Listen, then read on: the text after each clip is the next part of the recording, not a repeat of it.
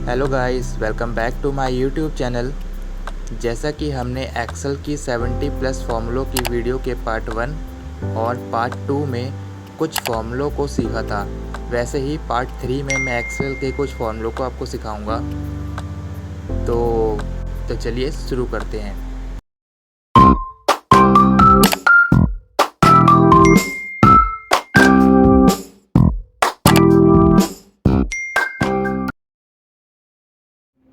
तो guys, open करते हैं हम एमएस एक्सेल को। एक्सेल को ओपन करने के बाद हम यहाँ पे ओपन करेंगे अपनी शीट को, जिसमें मैंने एग्जांपल्स क्रिएट किए हुए हैं। इसके बाद हम बाकी के फॉर्मूलों को सीखते हैं, जैसे इंडेक्स है, वी लुकअप है, एच लुकअप है, मैच है, इनडायरेक्ट है, एक्सेक्ट है। तो सबसे पहले हम सीखते हैं इंडेक्स। इंडेक्स फार्मूले का यूज़ करके हम अपनी शीट में से किसी भी इंडेक्स वैल्यू को फाइंड आउट कर सकते हैं। ये रेफरेंस के बेस पे वर्क करती है। यहाँ पे आपको इक्वल लगाना है, इंडेक्स लिखना है और ब्रैकेट लगाना है।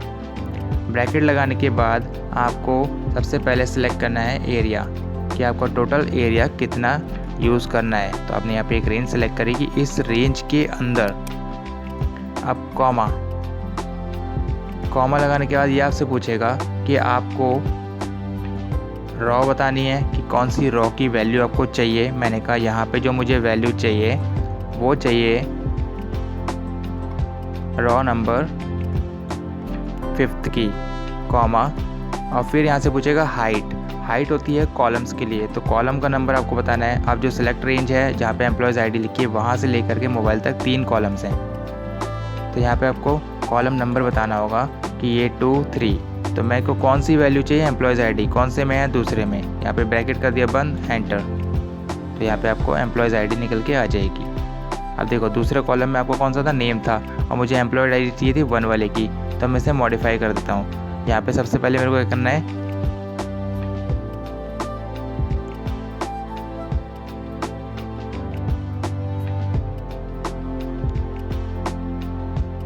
इक्वल लगाना है, इंडेक्स लिखना है, ब्रैकेट लगाना है, और ब्रैकेट लगाने के बाद आपको सबसे पहले सिलेक्ट करना होगा रेंज को, कि एम्प्लॉयज़ आईडी से लेकर लास्ट कॉलम मोबाइल तक में टोटल जो कॉलम्स हैं उनमें जो रॉ है वो कितनी है। तो आपको यहाँ पे कॉमा लगा के आपको रॉ नंबर लिखना है कि कौन सी रॉ की वैल्यू आपको चाहिए। मैंने कहा मुझे जो है वो 5th रॉ की वैल्यू चाहिए, या फिर 3rd रॉ की वैल्यू चाहिए, या फिर 2nd रॉ की वैल्यू चाहिए। तो यहाँ पे मैंने लिखा 6, कॉमा। अब मुझे कॉलम बताना है कि कौन सा कॉलम। तो जो एम्प्लॉयज़ आईडी है वो 1 है, और जो नेम है वो 2 है, और जो मोबाइल नंबर है वो 3 कॉलम है। ठीक है, तो मैं यहाँ पे जो रिकॉर्ड देखना चाहता हूँ एम्प्लॉयज़ आईडी का देखना चाहता हूँ, तो यहाँ पे मुझे लिखना होगा कॉलम नंबर 1। इसके बाद ब्रैकेट बंद करके एंटर कर दूँगा। तो यहाँ पे मुझे जो आंसर मिलेगा वो मुझे एम्प्लॉयज़ आईडी निकल के आ जाएगी 6 नंबर की। अगर आप काउंट करते हो एम्प्लॉयज़ आईडी तो 6 नंबर पे आपका 5 आ जाएगा। इसके बाद नेम के लिए ट्राई करते हैं, इक्वल इंडेक्स लगाने के बाद ब्रैकेट लगाया, और फिर आपने सेलेक्ट करा रेंज को सेलेक्ट करने के बाद कॉमा लगाया, रॉ नंबर लिखा आपने,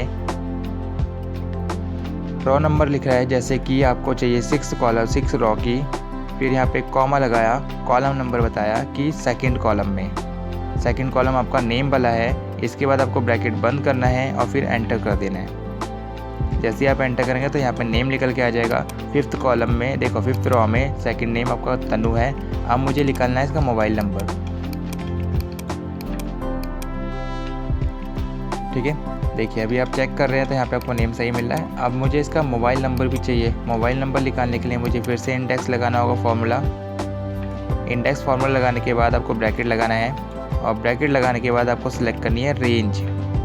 जैसे ही आप रेंज को सिलेक्ट करेंगे, यहाँ पे कॉमा, आपको रॉ नंबर बताना है 6, कॉमा, कॉलम नंबर बताना है 3, क्योंकि अब जो नंबर है वो 3 हो गया है। इसके बाद ब्रैकेट करना है बंद और फिर कर देना है एंटर। देखिए आपके तीनों रिकॉर्ड निकल के आ गए। तो इस तरीके से आप इंडेक्स फार्मूले का यूज़ करते हैं। और इसके बाद मैं सिखाऊंगा आपको वी लुकअप फार्मूला।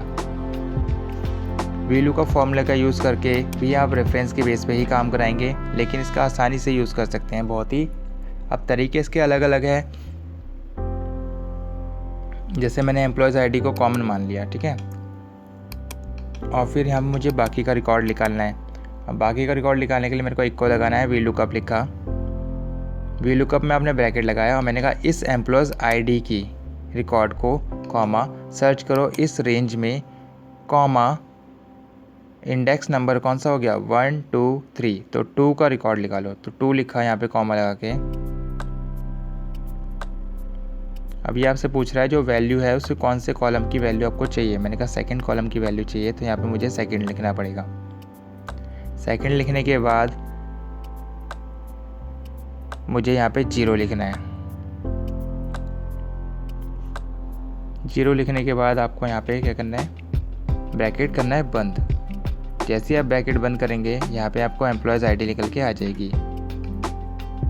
अब क्या हुआ है, अब मेरा जो फॉर्मूला है उसमें मैंने कॉलम नंबर गलत डाल दिया है। मुझे यहाँ पे दूसरे कॉलम की वैल्यू चाहिए थी, तो मुझे यहाँ पे 2 लिख के एंटर करना है। देखिए नॉट अवेलेबल वैल्यू आ रहा है, क्यों? क्योंकि यहाँ पे जो नंबर है वो XYZ है और मेरी एम्प्लॉयज़ आईडी गलत डली है। मैं इसको ट्राई करता हूँ, बदल चेंज करता हूँ और फिर यहाँ पे देखिए रिकॉर्ड आगे निकल गए। इसी तरीके से मैं यहाँ पे मोबाइल नंबर के लिए भी VLOOKUP लगाऊंगा। एक को लगाया, VLOOKUP लिखा।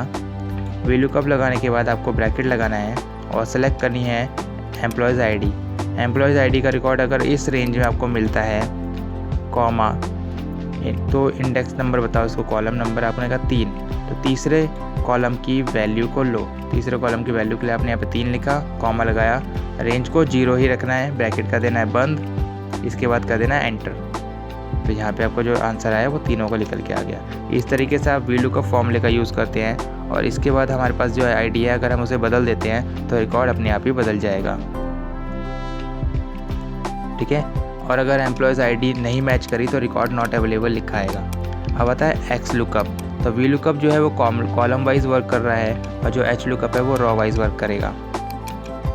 ओके, तो यहाँ पे हमें क्या करना है, एम्प्लॉयज़ आईडी में रिकॉर्ड को फाइंड आउट करना है। तो यहाँ पे एक को लगाया, HLOOKUP लिखा। HLOOKUP लिखने के बाद ब्रैकेट लगाया और फिर यहाँ पे सिलेक्ट करी लुकअप वैल्यू। लुकअप वैल्यू के मैंने इसके आगे का बॉक्स सेलेक्ट कर लिया है। फिर यहाँ पे कॉमा लगाया। कॉमा लगाने के बाद सिलेक्ट करा अपने कॉलम्स को। अब इसे पूरी रेंज नहीं सिलेक्ट करी, सिर्फ कॉलम को ही सिलेक्ट करना है। कॉमा लगाया, इसके बाद आपको बताना है रॉ नंबर कि उस जो नेम आपने सेलेक्ट करा उस नेम से आपकी जो कंडीशन है वो कितने कॉलम कितनी रॉ बाद है। इसके लिए आपको कॉमा लगा के आपने 5 लिखा, फिर कॉमा लगा के 0 लिखा, फिर ब्रैकेट कर दिया बंद, एंटर। तो ये देखिए जो आपने 5 लिखा है अगर वो एम्प्लॉयज़ आईडी से काउंट करे तो जो 4 नंबर की आईडी है वो 5 नंबर पर आती है। इसके बाद हमें नेम निकालना है। तो नेम निकालने के लिए फिर से हमको इक्वल HLOOKUP लिखना है। HLOOKUP लिखने के बाद ब्रैकेट लगाया और फिर सिलेक्ट कर लेनी है रेंज। अब सबसे पहले सिलेक्ट होगा लुकअप वैल्यू कि किसकी वैल्यू आपको फाइंड आउट करनी है, नेम की, किस में, इस कॉलम में। फिर कॉमा लगाया, इंडेक्स नंबर बताया, इंडेक्स नंबर आपका हो गया जैसे कि 8। फिर कॉमा लगाया, फिर आपने 0 लिखा, फिर ब्रैकेट कर दिया बंद, एंटर। तो यहाँ पे आपका 8 नंबर में मंजीत नाम है। ठीक है, इसके बाद हम ट्राई करते हैं मोबाइल नंबर के लिए। मोबाइल नंबर निकालने के लिए आपको एक को लगाना है, HLOOKUP लिखना है। HLOOKUP लिखने के बाद और सेलेक्ट करना है आपको मोबाइल हेडिंग। सेलेक्ट करा कॉलम को, कॉलम कौन सा, मोबाइल वाला। इसके बाद कॉमा लगाया और सेलेक्ट करिए आपने नंबर कि कौन सी रॉ की वैल्यू आपको चाहिए। मैंने कहा मुझे जो वैल्यू चाहिए वो चाहिए उससे 8 नंबर पे, और कॉमा लगा के 0, फिर कॉमा लगा के ब्रैकेट। इसके बाद मैंने करा एंटर, तो मुझे आंसर निकल के मिल गया। तो इस तरीके से हमने सीखा है VLOOKUP, HLOOKUP और इंडेक्स। इसमें आता है मैच फार्मूला। मैच फार्मूले का यूज़ करके आप अपनी शीट के डेटा को मैच करा सकते हो कि हमारा डेटा सेम है या नहीं है। इसके लिए आपको क्या करना है, आपको एक डेटा की नीड पड़ेगी जो मैंने यहाँ पे क्रिएट किया हुआ है, आप अपने अकॉर्डिंग क्रिएट कर सकते हो।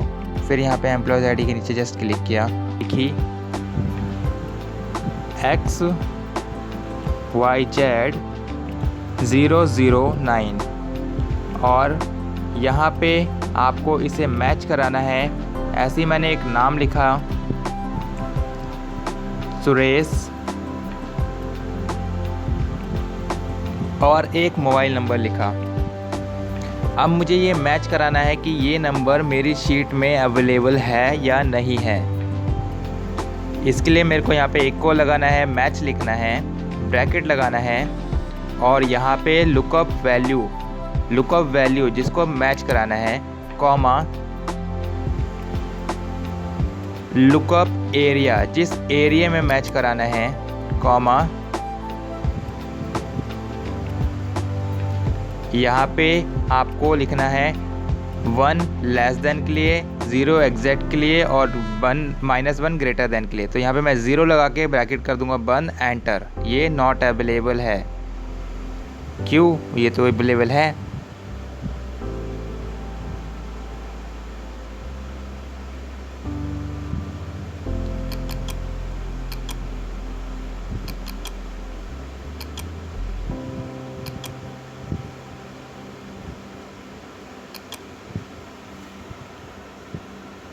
फिर से ट्राई करते हैं। इक्वल लगाया, मैच लिखा, ब्रैकेट लगाया, लुकअप वैल्यू को सिलेक्ट किया, कॉमा लगाया, सेलेक्ट करा टेबल एरिया को, कॉमा, और यहाँ पे आपने लिखा 0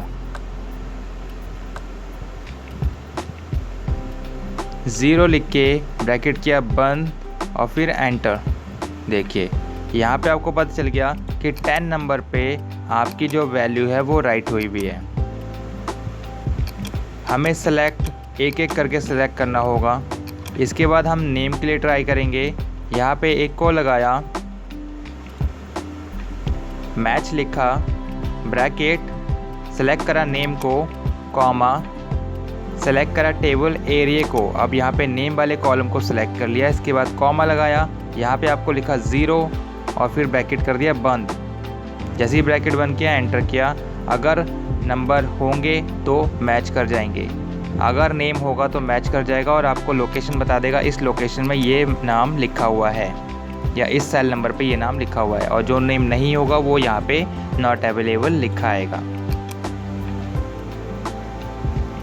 देखिए जैसे मैं नाम चेंज किया तो यहाँ पे बता दिया कि इस लोकेशन में इस पर्टिकुलर नंबर पे आपका नाम लिखा हुआ है।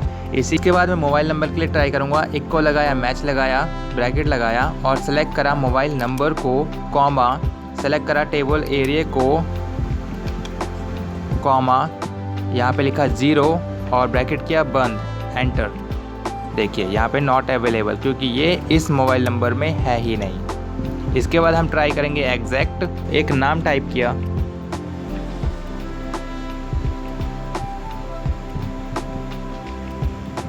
ये 3 तरीके से मैंने एक ही नाम को लिखा है और तीनों के फॉर्मेट अलग अलग तरीके से हैं। अब मैं यूज़ करूँगा एग्जैक्ट फॉर्मूले को। यहाँ पे मैंने इक्वल लगाया, एग्जैक्ट लिखा और ब्रैकेट लगाया। क्या नेम 1 कॉमा नेम 2 जैसा है? ब्रैकेट किया बंद, एंटर। नहीं, फॉल्स आंसर है क्योंकि आपके पहले नेम में सारे लेटर्स आपके स्मॉल हैं, फर्स्ट कैपिटल है, बाकी में आपका सारे लेटर कैपिटल हैं। इसके बाद हमने फिर से इक्वल लगा के एग्जैक्ट लिखा और नेम 1 कॉमा नेम 3 एक जैसे हैं, ब्रैकेट बंद, एंटर। तो आंसर आएगा ट्रू क्योंकि दोनों ही सेम तरीके से लिखे हुए हैं। तो इस तरीके से हम एग्जैक्ट फॉर्मूले का यूज़ करते हैं और पता कर सकते हैं हमारी वैल्यूज़ जो हैं वो सेम हैं या फिर अलग हैं। जैसे मैंने यहाँ पे AA लिखा और यहाँ पे AA 5 लिखा, इसके बाद AA 6 9,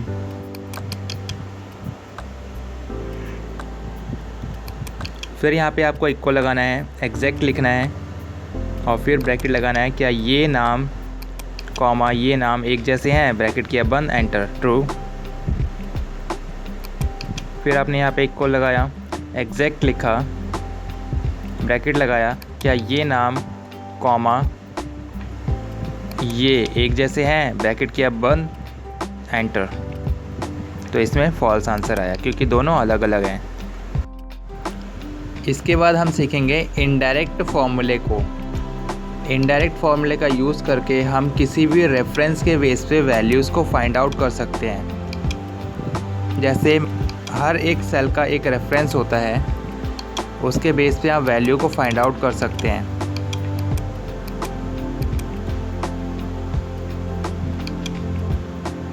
यहाँ पे आपको इक्वल लगाना है, इनडायरेक्ट लिखना है। इनडायरेक्ट लिखने के बाद आप ब्रैकेट लगाएंगे और रेफरेंस इससे जस्ट ऊपर वाले सेल पे क्लिक करके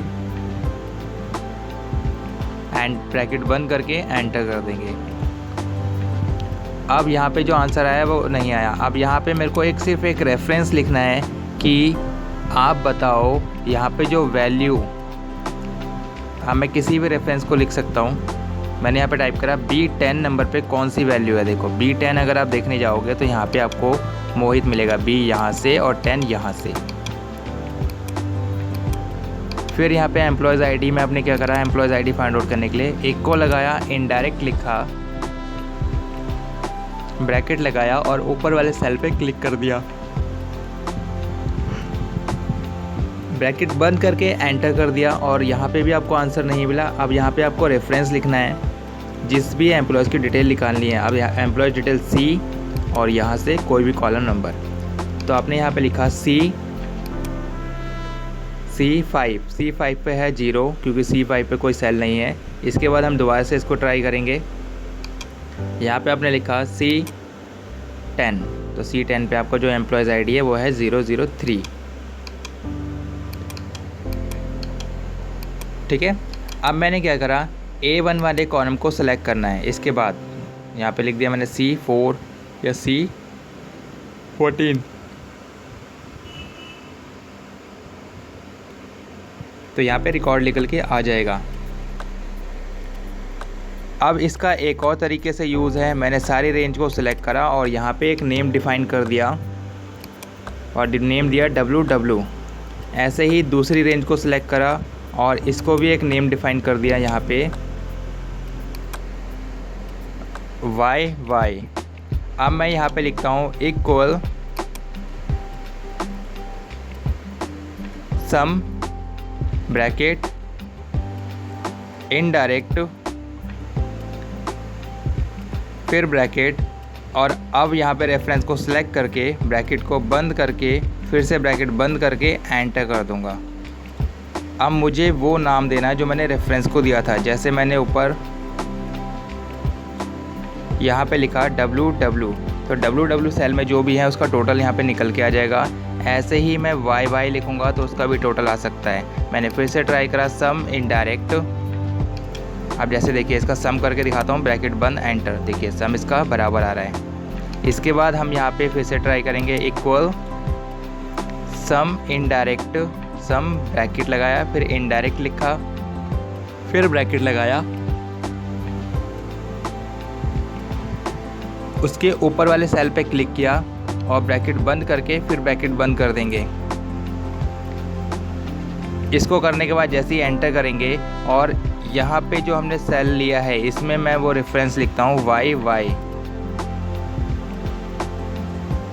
जैसे यहाँ WW करूँगा तो यहाँ पे निकल के आ जाएगा। अगर मैं यहाँ पे WW करता हूँ तो यहाँ पे WW का निकल के आएगा, और YY का करूँगा तो YY का यहाँ पे निकल जाएगा, और ऐसे ही यहाँ पे भी YY का आ सकता है। तो इस तरीके से हम सम इनडायरेक्ट फार्मूले का और इनडायरेक्ट फार्मूले का यूज़ कर सकते हैं